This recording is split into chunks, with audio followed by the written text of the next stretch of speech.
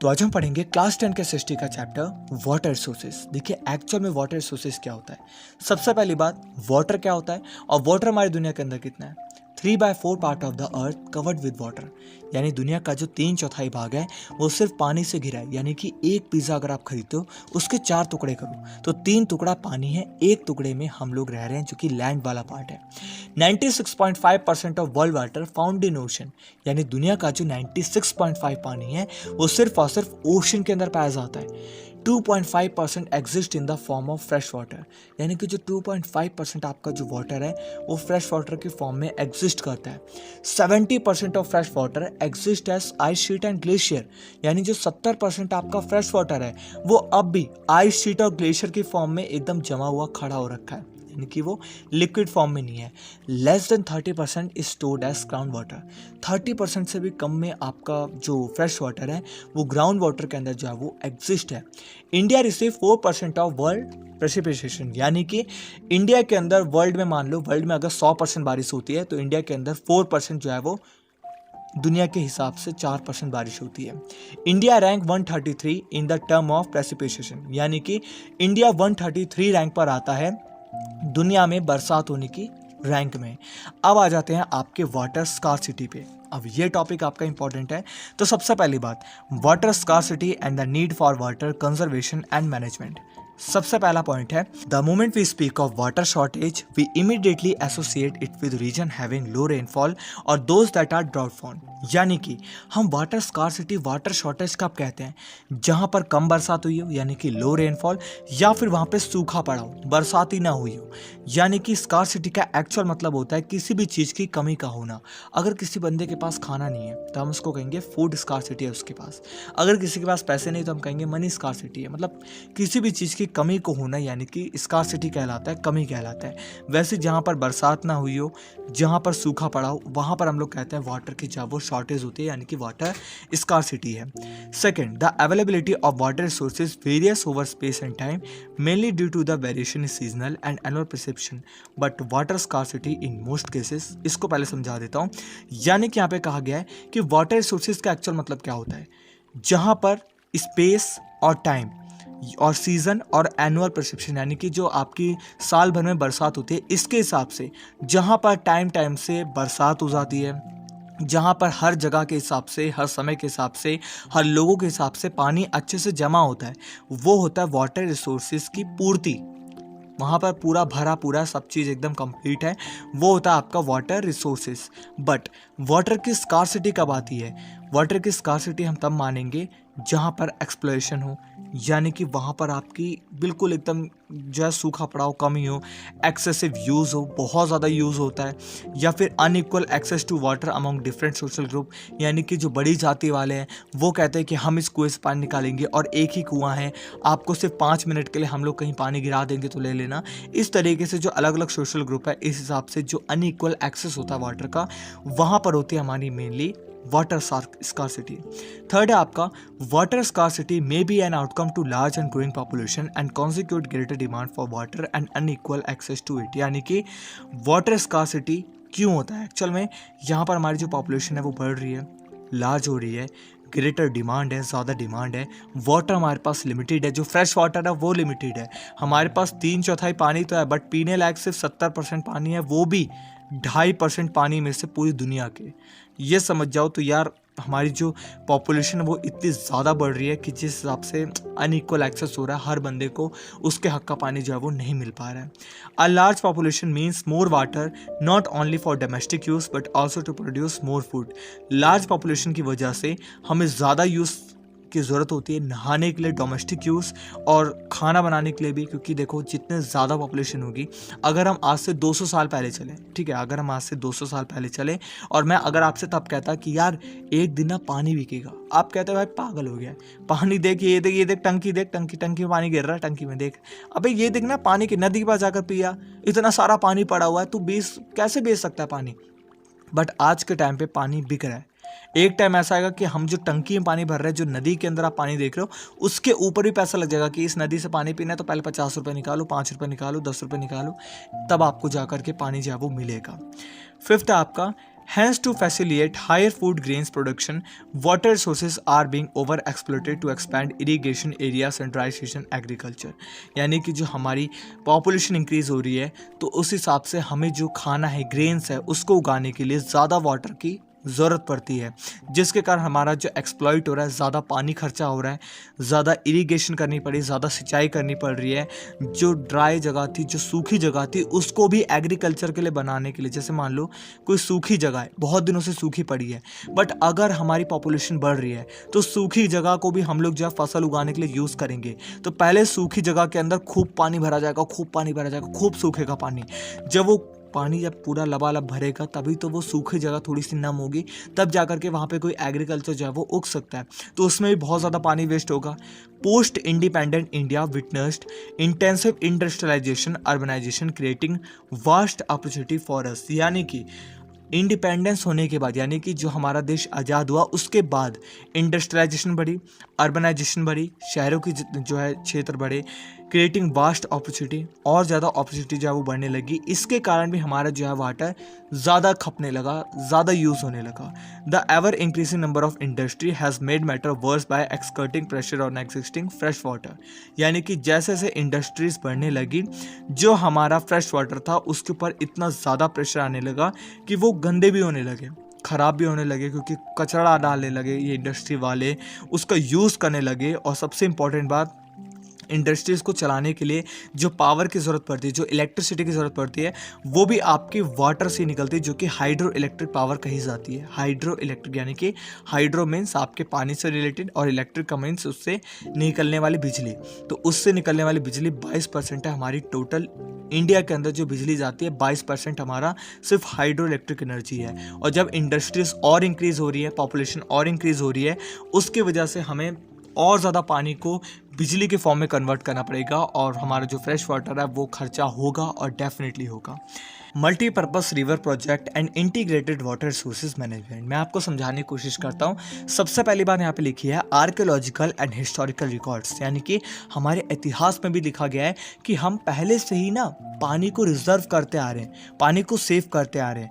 हमने स्टोन के रबल्स बनाए, रिजर्वर्स बनाए, यानी कि जलाशय बनाए, तटबंध बनाया, हमने कैनाल्स बनाए, जो कि हमारी खेतों को सिंचाई करने के लिए हम पानी बचा सके। हर समय तो बरसात होती नहीं, मैंने आज कहा कि हेलो बारिश हो जाए तो बारिश हो जाएगी, आज नहीं, बारिश अपने टाइम पे होती थी, तो हमें पानी बचाना पड़ता था और हर जगह इरिगेशन हो सके, इसके लिए हमने पहले से ही जो है वो प्लान बनाने स्टार्ट कर दिए थे। हिस्टोरिकल में कुछ यहाँ पे एग्जांपल आपको बता रखे हैं, जैसे in the 1st century BC Sringaverapura near Allahabad, Allahabad के पास सोफिस्टिकेटेड वाटर यानी कि जटिल पानी को रोकने के लिए कि फ्लड ना आए रिवर गंगा का, एक मतलब जो है बनाया गया था बांध। ठीक है, during the time of Chandragupta Maurya dams, lake and irrigation system were extensive build.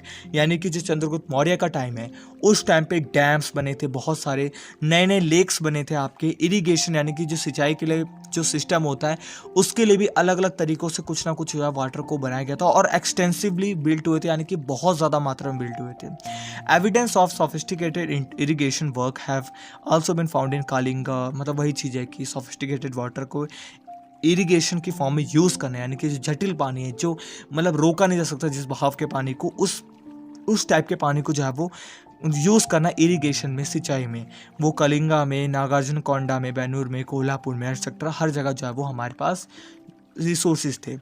In 11th century Bhopal lake, one of the largest artificial lake of its time was built. यानी कि 11th century के दौरान भोपाल में एक लेक जो बना वो आर्टिफिशियल लेक था, और उस टाइम के हिसाब से वो इस दुनिया का सबसे बड़ा लेक था जो कि आर्टिफिशियली मैन मेड द्वारा जो है वो बनाया गया था। In 14th century the tank of Hauz Khas Delhi was constructed by Iltutmish for supplying water of सी पॉट एरिया। ठीक है, अब चलते हैं आपके सेकेंड पॉइंट पे कि डैम्स एक्चुअल में क्या होता है।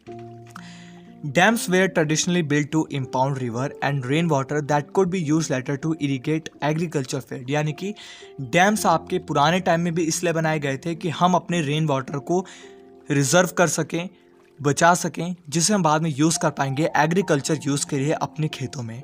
Today dams are built not just for irrigation, for electricity generation. आज के टाइम पे जो डैम्स है वो सिर्फ सिंचाई के लिए नहीं, खेतों के लिए नहीं, इलेक्ट्रिसिटी को जनरेट करने के लिए भी बनाए जाते हैं।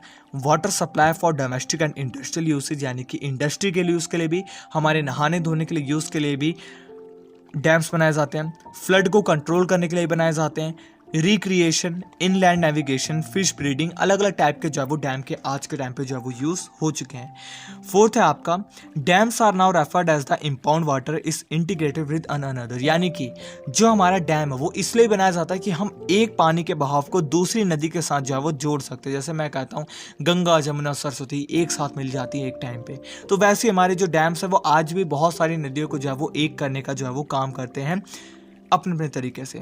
इन recent year multipurpose project and large dam have come under gate security and opposition for variety of reason, यानी कि कुछ सालों के अंदर डैम जो है वो बहुत खतरे का निशान बने हैं हमारे लिए, बहुत ज़्यादा खतरे का निशान। कैसे बताता हूँ, the reservoirs that are created on the flood plains also submerge the existing vegetation and soil leading to its decomposition over a period of time. जो डैम्स हैं यहाँ पे बताया जा रहा है वो उनको ऐसी ऐसी जगह पे बनाया गया, जलाशयों को ऐसी जगह पे बनाया गया जहाँ पर पहले से वेजिटेशन जो है वो एग्जिस्ट करती थी, यानी कि जो वहाँ पे अलग अलग टाइप की वन प्रजाति जो थे एग्जिस्ट करती थी, बट वो जलाशय यहाँ पे बना दिया गया, खत्म हो गई। Multipurpose project and large dam have also been the cause of many new social movement, यानी कि अलग अलग टाइप के जो न्यू सोशल मूवमेंट है उनमें भी उन्होंने जो है वो थोड़ा सा कमी दिखाई है, नुकसान दिखाया है। कैसे मैं आपको बताता हूँ, local people often had to give up their land, वो बहुत ज़्यादा मतलब जो है लोगों के लैंड को छीना जाता है, लिया जाता है, उनकी लाइवलीहुड को जो है वो एक्सेस के मतलब यूज़ किया जाता है। Their major access and control over resources for the greater good of the nation, कहा जाता है कि हमारे नेशन की भलाई के लिए हम आपकी ज़मीन को ले रहे हैं, जो उनकी पूर्वजों की ज़मीन होती है, उनके पुराने टाइम की ज़मीन होती है।